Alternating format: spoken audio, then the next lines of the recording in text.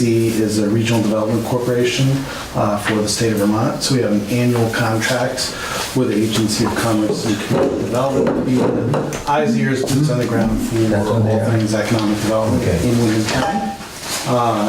And SeVEDS is a separate organization, has its own board, its own budget, but has no staff.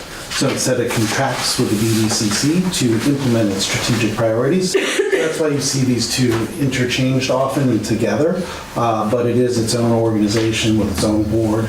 It's made up of representatives from 13 communities in Windham County. It's an 18-person board. So in SeVEDS leads with strategy and insight, and then BDCC builds the programs and projects. So there's a real simple way to think of the two differences of what we do. In simplest terms, we're trying to keep people here. We're trying to, develop the workforce. We're trying to make sure more state and federal dollars, frankly, land down in southern Vermont, and trying to make that, easier. So this is what we've got going on right now. It will continue to evolve. We're trying to do a better job of communicating that in a couple of different ways. We started doing an annual report for the first time a couple of years ago, so we can sum it up better. We started doing a bulletin, a monthly bulletin this past year. So we had something just like in writing that hit the towns every couple of months that just made it a little more clear, like what's going on that local people can plug into. We're just trying to get out to select boards, more, and it's really worth the time. And we really decided this year to start earlier so we could get to more communities.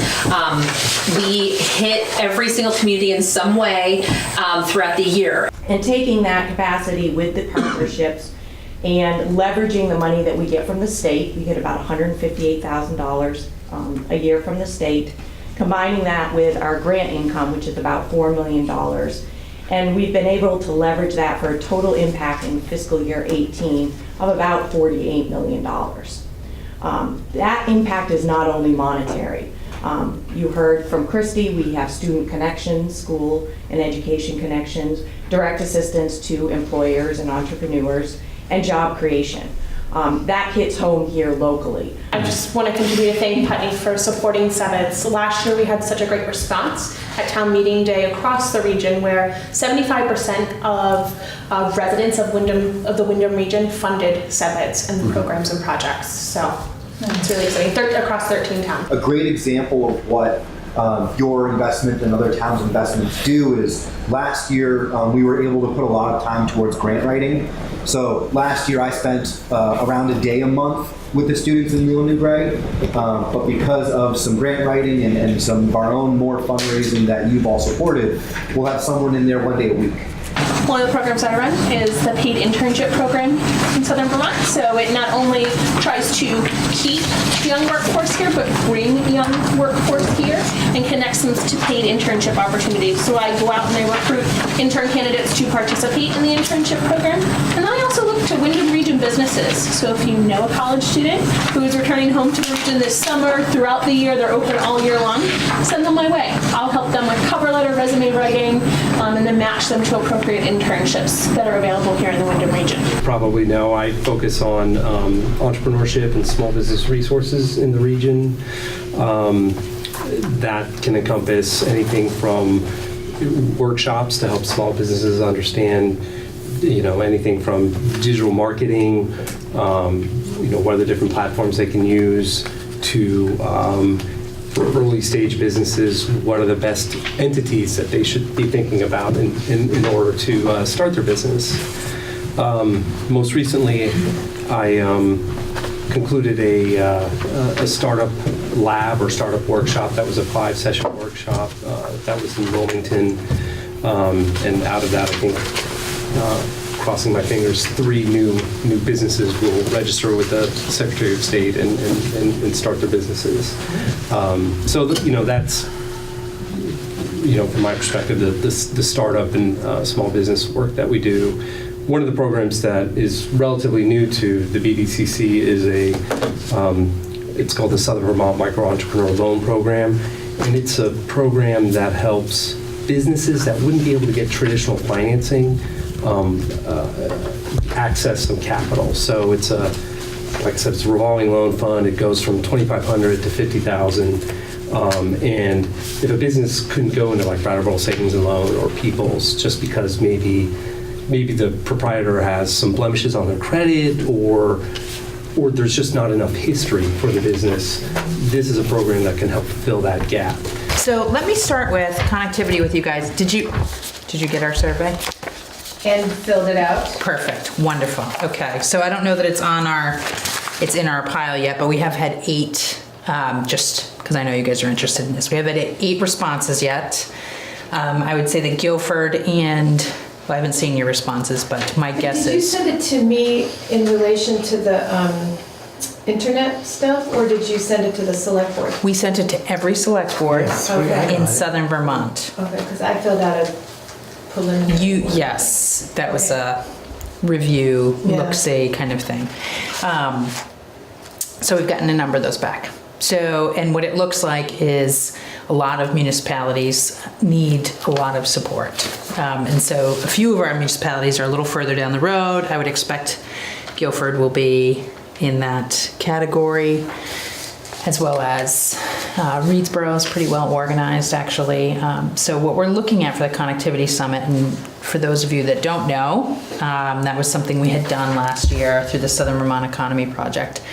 Did anybody attend that last year? I did, Both yeah. of you? I did. Okay, you guys did, excuse me, so I should remember that. So in talking with Sheila, there were a fair amount of people there. Did I watch the videos? Yes. Yeah. I think you've contributed. So, in talking with Sheila, she had actually said later this summer, that was helpful. We wouldn't attend the same thing, because we're at a different place. And we took that to heart, and so that was really the purpose of the survey, is to really see where our municipalities are.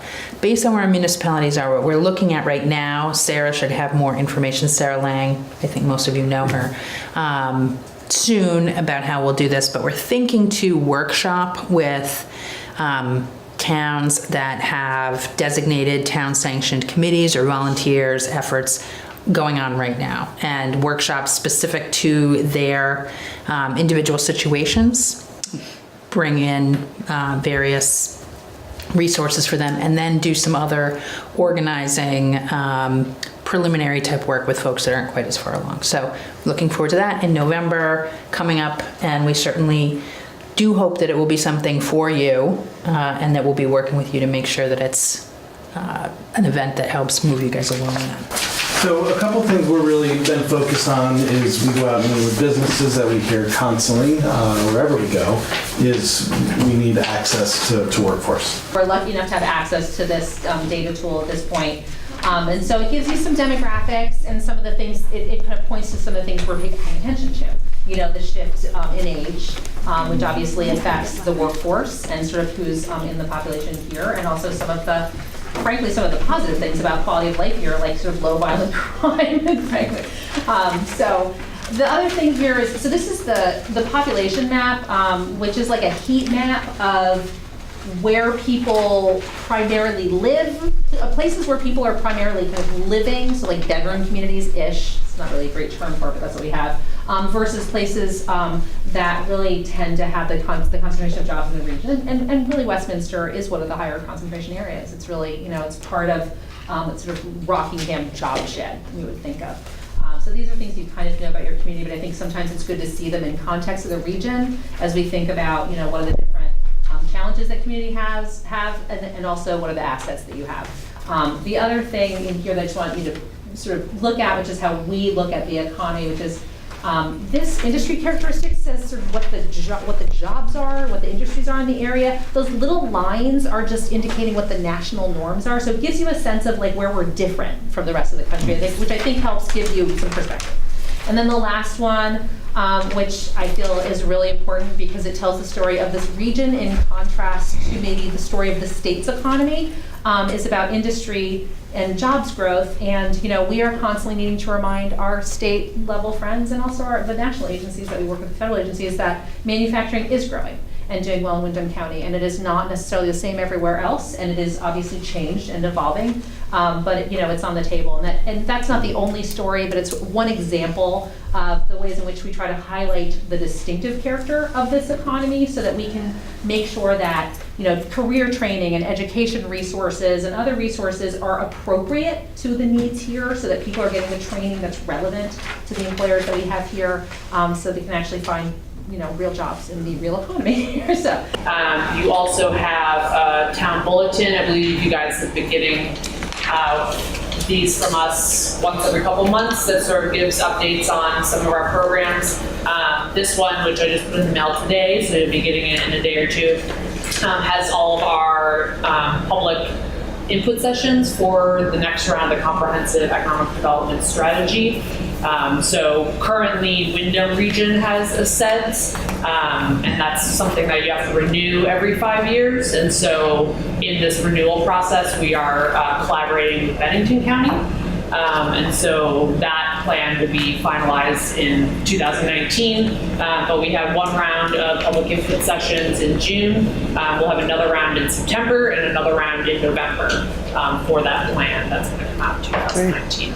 And you'll see more outreach on that. That's kind of the secret sauce, if you will. The public input really defines what we work on for the next 5 years. So that's a really great time to participate. Right. Yep. The work that you all have been doing with your voters, the support that you have been investing in these programs has gotten us to this point. And we could not have done it without that.